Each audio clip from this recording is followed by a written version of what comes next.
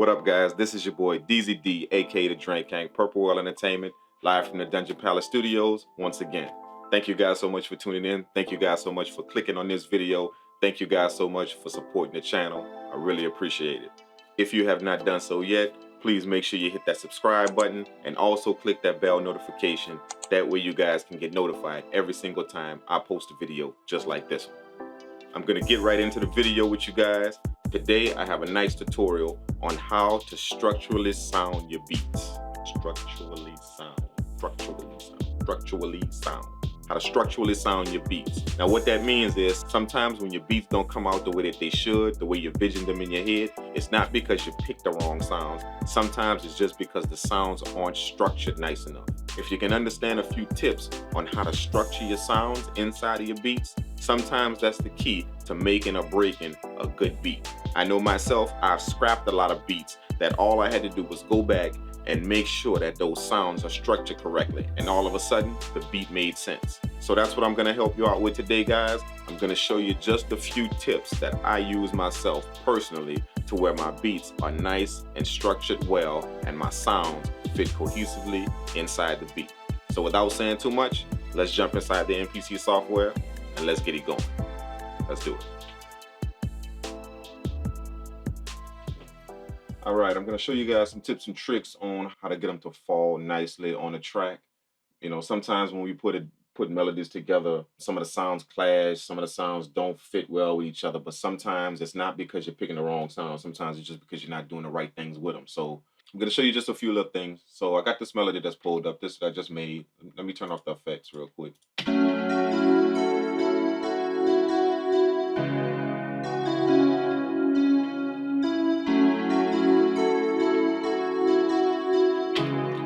Okay, that's a nice little melody, but we're gonna kind of brush it up a little bit. That way we can add a few more sounds to it. I put a delay sync on it. That's to kind of draw the melody out a little bit. The melody kind of chops itself off because the sounds don't carry out. But if you put a delay sync very lightly, if you notice, I have the dry wet just at 19. So I just want a little bit of the delay sound in the background. And look at what it does.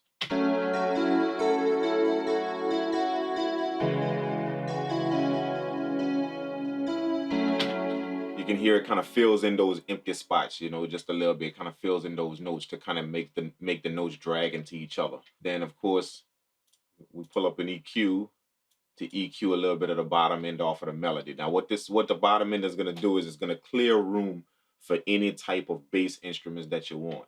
What I do is I normally take some of the shine off of the high-end instruments like this piano. I take some of the shine off by taking off some of the high-end right here. And that's going to instantly kind of give it a lo-fi feel without taking the piano completely out. So check out how that sounds.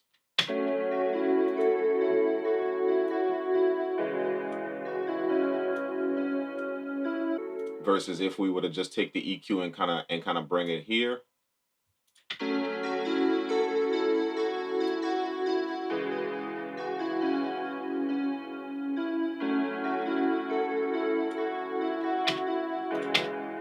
See, so you can kind of see what this instantly does. It kind of gives the piano that nice lo-fi feel. The reason why it's so important for that is because when you have tracks that the artist is going to rap over or they're going to sing over or do whatever over, you don't want bright instruments coming in on the verse. You want the bright instruments to come in like maybe on the chorus, maybe the break or something like that, but you want some dull instruments to come in on the verse part. That way the artist's voice can shine instead of your instrument shining. So that's why I always take off a bit of the high end shine.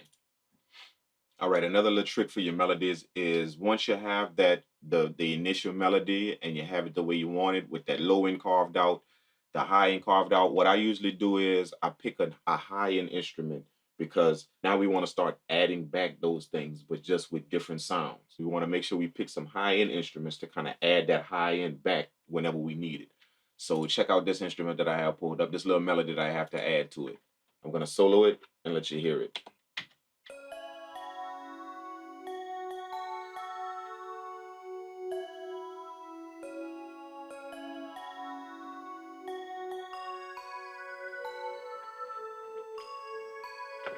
Okay, now with the beat, that sounds like this.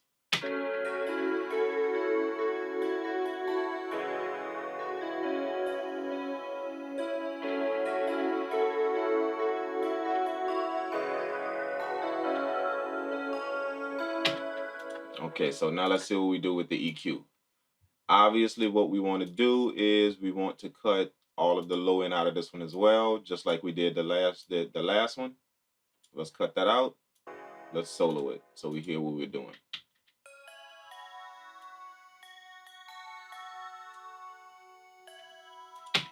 Okay, now this is what we're going to work with right here, this brightness right here. Now we don't want to cut it out this way, simply because we don't want to roll off all of the high end. Remember, we're bringing this back.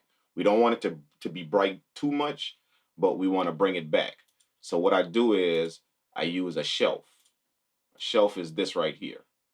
And that way I can bring it down, but still kind of leave some in.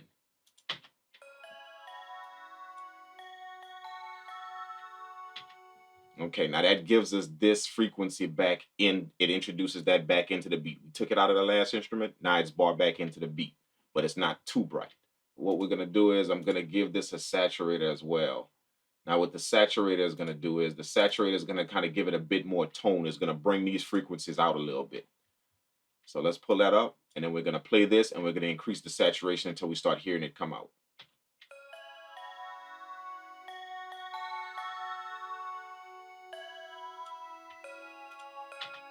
There we go. See how it just got bright all of a sudden? Now let's unsew this and play it with the beat. It should fit nicely.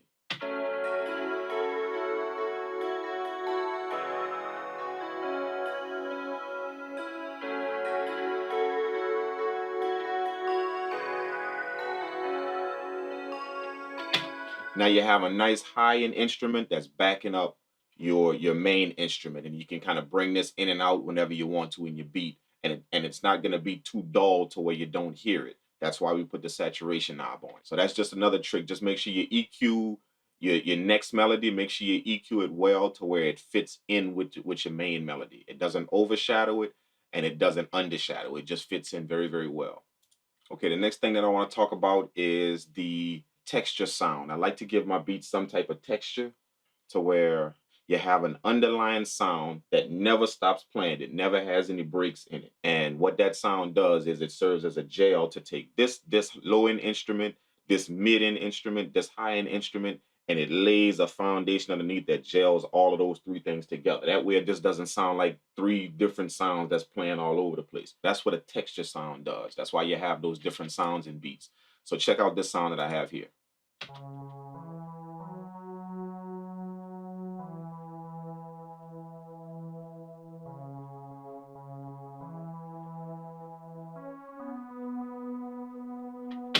Now that doesn't sound like much, but you're gonna notice what it does when I start introducing the tracks into the beat. Now check this out. I'm gonna play just the second track along with this texture sound.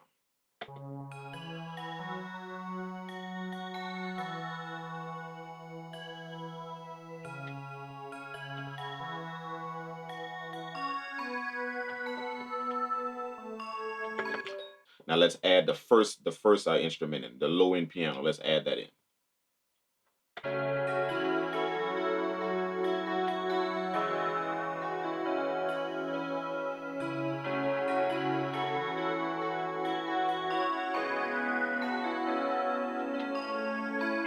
So that's what the texture sound does. Now it takes that mid-end piano, it takes that high-end bell sound, and it lays a nice little foundation to kind of start bridging all of that stuff together. You always want something that's laying underneath that kind of adds that nice little feel to it to where it gels everything together. Okay, another tip to making your beat sound really nice with your melodies. We've all seen a preset in different VSTs called the voice preset, voices. That's like a category. You have your pads, bells, strings, whatever, but you have voices. That's a good tool to use whenever you want to spice up your beats a little bit. So that's what we're gonna do with this voice preset. It sounds like this. And normally with a voice preset, it's gonna have some kind of reverberation behind it to make it sound like a voice. So you're gonna use that kind of like a vocal chop and just kind of place it inside of the beat. So let's see if we can come up with something.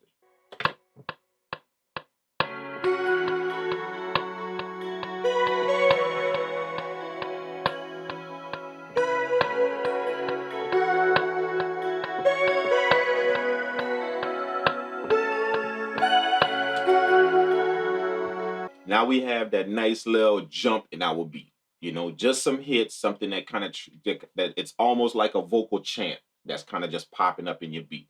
So let's EQ this to fit.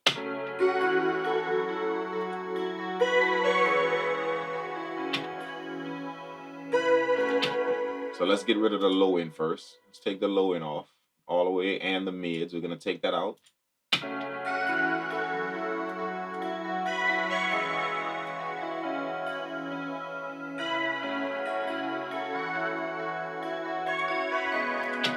So we want to give this like a lo-fi feel as well. We don't want it to be too bright. You remember our main melody was about right here. Our second melody, our counter melody was about right here. So now we're going to take off just a little bit more of this.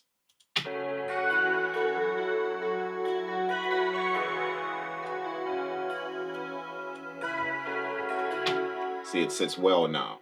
So let's do the same thing. Let's give it some saturation, kind of bump it up a little bit.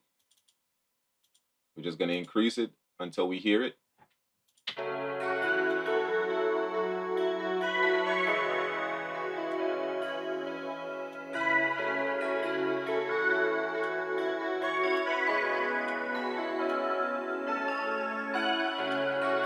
If you notice, when you play all of these tracks, everything sounds like almost one melody. Even though this is 4 different sounds, everything sounds like one melody. Just listen to it. Let me play it again. This is everything.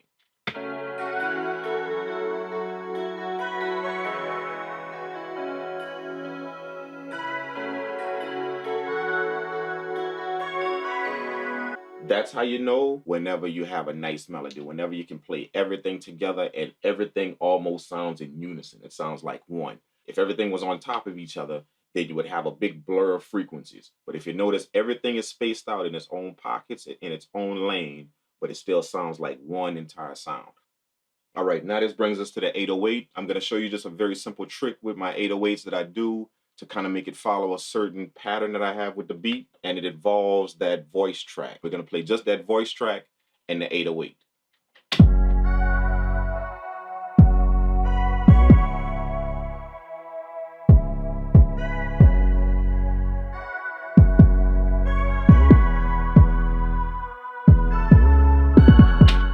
Okay, obviously these are the main notes of the 808. They're big, they're long, and that's what holds the 808. But you see these higher notes here? That's where the 808 goes higher. The trick that I use, these high notes will always hit where the melody goes higher. That's why the voices hit on a high note.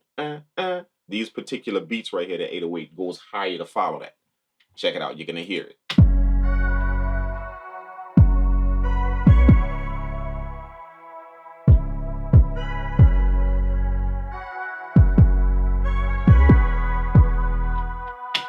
Every time you hear that voice sound come in, I make my 808 go higher. That way it follows the beat. And the 808 goes high. And then when it comes in again, the 808 goes high with the See what I'm saying? Let's play it one more time.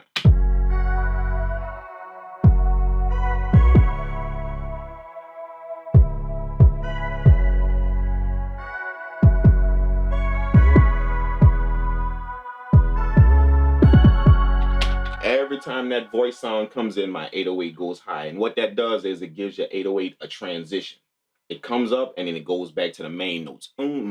That's just a nice little trick that I use with my 808. It's just a little technique that I kind of picked up just from listening to different 808 sounds and listening to different types of patterns, the way people lay them down. I picked up this little trick. So this is a nice little gem for you guys.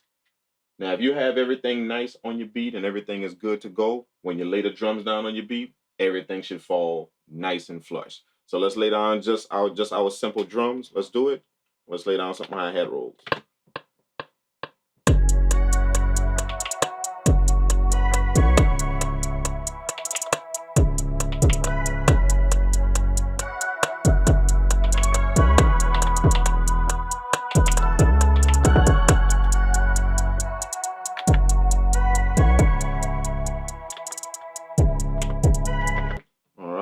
Let's do the kick and the clap.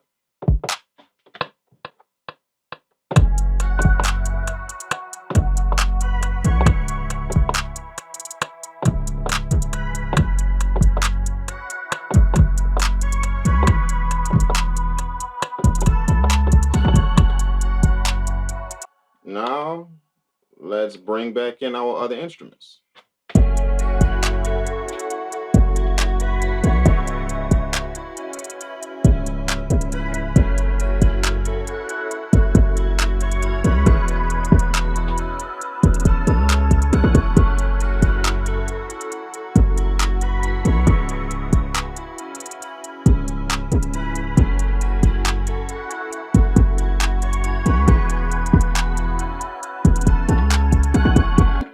Just like that, we constructed a full beat.